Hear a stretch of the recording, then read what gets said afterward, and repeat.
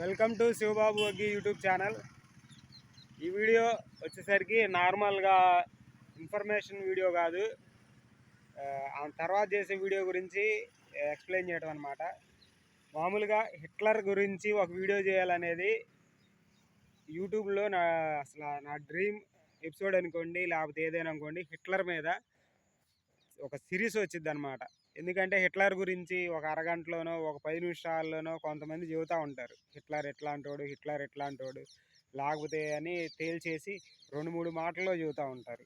కానీ హిట్లర్ గురించి చెప్పాలంటే కనీసం ఒక వారం రోజులు పట్టుద్ది బాగా పూర్తిగా డీటెయిల్గా తెలుసుకొని కూడా. ఎందుకంటే హిట్లర్ గురించి ఒక బుక్ చదివాను నేను. అంతకుముందే ముగ్గురు గురించి చదివాను నేను బుక్స్. ఒకటి వచ్చేసరికి అబ్దుల్ కలాం గారి గురించి, తర్వాత వచ్చేసరికి మైకేల్ జాక్సన్ గురించి, ఆయన గురించి, తర్వాత వచ్చేసరికి హిట్లర్ గురించి. ఎందుకంటే అబ్దుల్ కలాం గారి గురించి చదవడానికి సింపుల్గా అయిపోయింది బుక్ చదవటం. తర్వాత వచ్చేసరికి మైకేల్ జాక్సన్ గురించి చదివాము. మైకేల్ జాక్సన్ గురించి చదివితే ఆయన సంపాదించిన పేరు కన్నా కూడా ఆయన జీవితంలో విషాదమే ఎక్కువగా ఉంది. తర్వాత వచ్చేసరికి హిట్లర్ గురించి చదివాను. అబ్బా, అసలు హిట్లర్ గురించి చదువుతూ ఉంటే కోకొలలు. ఒక్కొక్క టాపిక్ తీసుకుంటే ఒక్కొక్క పాయింట్. మొదటి ప్రపంచ యుద్ధం, రెండో ప్రపంచ యుద్ధం, తర్వాత ఆయన లైఫ్, పర్సనల్ లైఫ్, తర్వాత ఆయన రూలింగ్లోకి వచ్చిన విధానం, తర్వాత ఆర్యుల గురించి ఆయన బలమైన సిద్ధాంతాలు, తర్వాత నాజీలు, యూదులు, ఆ పాయింట్స్ చదువుతూ ఉంటే, తర్వాత ఆయన జరిపిన దమనకాండ, అసలు హింసాకాండ అనుకోవచ్చు. అసలు ఒక్కొక్క యూనిట్స్ అని, కాన్సన్ట్రేషన్ క్యాంప్స్ అని, అసలు హిట్లర్ గురించి ఒక సిరీసే వచ్చింది నా నుంచి. అది డ్రీమ్ ప్రాజెక్టు. దాని గురించి అడుగులు ఇప్పుడిప్పుడే కొద్దిగా ముందు పడుతున్నాయి. కాకపోతే హిట్లర్ గురించి నేను చెప్పాలి అంటే 1000 సబ్స్క్రైబర్స్ అయిన తర్వాత చూద్దాం అనుకున్నాను.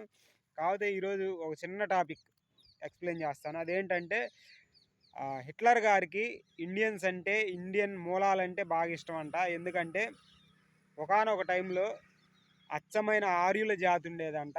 హిట్లర్ కూడా ఆయన ఆ జాతికే చెందినవాడు. అంటే నాజీలు, సింపుల్గా చెప్పాలంటే నాజీలు అనుకోవచ్చు.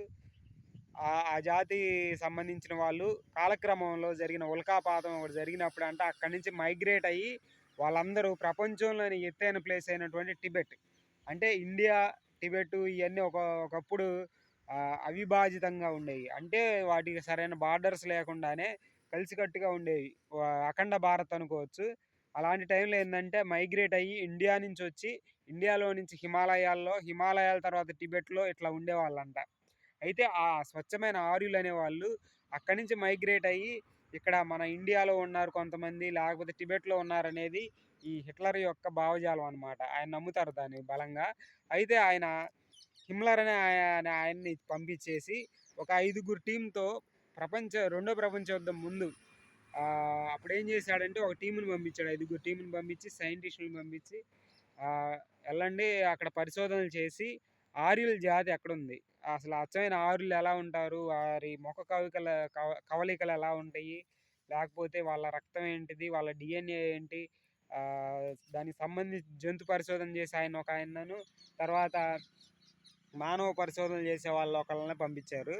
అయితే ఆయనకి ఆర్యజాతి సిద్ధాంతం అనేది ప్రగాఢంగా నమ్ముతారు ఆయన. అందుకనే భారత్తో కొన్ని విషయాల్లో ఆయనకి సఖ్యత ఎక్కువగా ఉండేది. అంతేకాకుండా ఇండియన్స్ అంటే కూడా బాగా లైక్ చేసేవాళ్ళంట. ఇండియన్స్ అంటే ఇండియన్స్ కాదండి, ఆర్యుల్ని. అంటే ఇండియాలో ఒక తెగ అనమాట. ఇండియన్స్లో ఎక్కువ మంది ఆర్యులు ఉన్నారనేది హిట్లర్ యొక్క బలమైన విశ్వాసం. అందుకనే ఆయన ఆయన టీంని ఇక్కడ పంపించారంట. కాకపోతే రెండో ప్రపంచ యుద్ధంలో దారుణంగా దెబ్బతిని వెనకబడిపోవటం వలన ఆయన వాళ్ళని మళ్ళీ వెనక్కి పిలిపించి అక్కడ ఘనంగా వాళ్ళకి సన్మానం కూడా చేశారంట. ఎందుకంటే హిట్లర్ కొన్ని విషయాల్లో బలంగా నమ్ముతాడు కొన్ని సిద్ధాంతాలని. ఏదైతే యూదులు యూచకోత కానివ్వండి, ప్రపంచంలో ఆర్యులే మేటి, ఆర్యులు మించిన వాళ్ళు లేరు, ఆర్యుల ఆధిపత్యం ఎక్కువగా సాగాలి, యూరప్ మొత్తాన్ని ఆక్రమించుకోవాలి, ఇలాంటి బలమైన సిద్ధాంతాలు ఆయనకి చాలా ఉన్నాయి.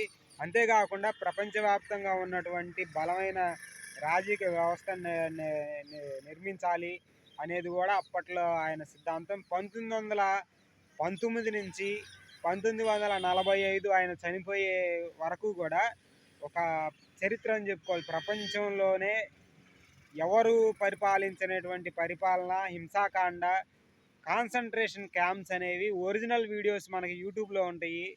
నేను చూశాను, ఆ బుక్స్ కూడా చదివాను. వందలు, వేలు, లక్షల్లో శవాల్ని గుట్లుగా ట్రాక్టర్లో తీసుకొచ్చేవాళ్ళు. ఆయన ఎవరినైతే ఇట్లా కాన్సన్ట్రేషన్ క్యాంపుల్లో తిండి పెట్టకుండా చంపటం, లేకపోతే గ్యాస్ ఛాంబర్లో వేసేసి చంపేయటం, ఇలా రకరకాల హింసలకు గురి చేశాడు ఆ యూదుల్ని. ఆ యూదులు యూరోప్లో యూదులు అనే వాళ్ళు లేకుండా చేయాలని ఆయన రకరకాల కార్యక్రమాలు చేశాడు. అవన్నీ కూడా చదివితేనే ఒళ్ళు గగురుపాటు గురవుతుంది. నా డ్రీమ్ ప్రాజెక్ట్ హిట్లర్ అని చెప్పడంలో ఏమాత్రం సందేహం లేదు. హిట్లర్ గురించి సమాచారాన్ని కూలంకుషంగా తెలుసుకొని మనకు 1000 సబ్స్క్రైబర్స్ అయి వచ్చిన తర్వాత ఆ నెక్స్ట్ వీడియో ఎన్ని రోజులు పట్టినా టైం తీసుకొని ఎక్స్ప్లెయిన్ చేస్తాను. ఇది ఈరోజు description. Hitler video dream project అండి.